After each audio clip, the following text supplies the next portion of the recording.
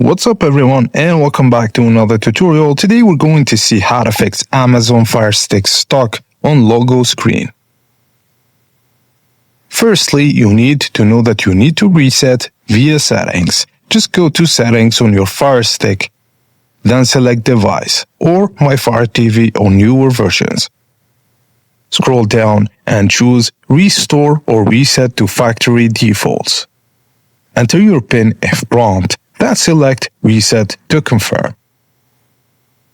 Also, you can do it on the remote control by pressing and holding the back button and the right directional button on your remote.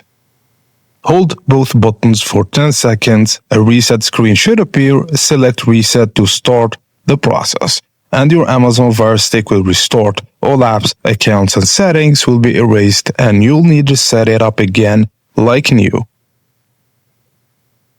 And that's it guys, as simple as that.